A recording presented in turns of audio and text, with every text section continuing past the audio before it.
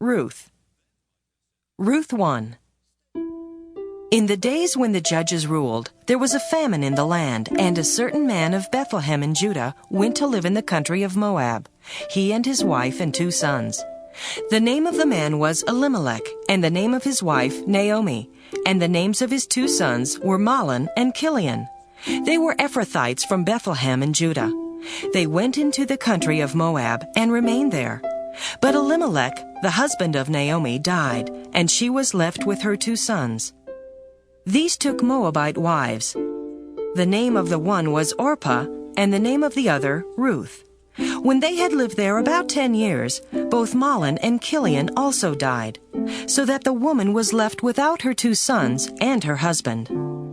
Then she started to return with her daughters-in-law from the country of Moab, for she had heard in the country of Moab that the Lord had considered his people and given them food. So she set out from the place where she had been living, she and her 2 daughters-in-law, and they went on their way to go back to the land of Judah. But Naomi said to her 2 daughters-in-law, "Go back, each of you, to your mother's house. May the Lord deal kindly with you, as you have dealt with the dead and with me. The Lord grant that you may find security, each of you, in the house of your husband." Then she kissed them, and they wept aloud. They said to her, "No, we will return with you to your people." But Naomi said, "Turn back, my daughters. Why will you go with me? Do I still have sons in my womb that they may become your husbands? Turn back, my daughters. Go your way, for I am too old to have a husband. Even if I thought there was hope for me, even if I should have a husband tonight and bear sons, would you then wait until they were grown?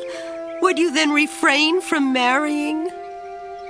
No, my daughters, it has been far more bitter for me than for you, because the hand of the Lord has turned against me."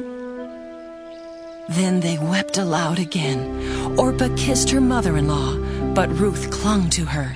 So she said, "See, your sister-in-law has gone back to her people and to her gods. Return after your sister-in-law." But Ruth said, "Do not press me to leave you or to turn back from following you. Where you go, I will go. Where you lodge, I will lodge. Your people shall be my people, and your God my God. Where you die, I will die. There will I be buried. May the Lord do thus and so to me, and more as well, if even death parts me from you." When Naomi saw that she was determined to go with her, she said no more to her. So the 2 of them went on until they came to Bethlehem. When they came to Bethlehem, the whole town was stirred because of them. And the women said, "Is this Naomi?" She said to them, "Call me no longer Naomi. Call me Mara. For the Almighty has dealt bitterly with me. I went away full, but the Lord has brought me back empty. Why call me Naomi when the Lord has dealt harshly with me and the Almighty has brought calamity upon me?" So Naomi returned together with Ruth the Moabite, her daughter-in-law, who came back with her from the country of Moab. They came to Bethlehem at the beginning of the barley harvest.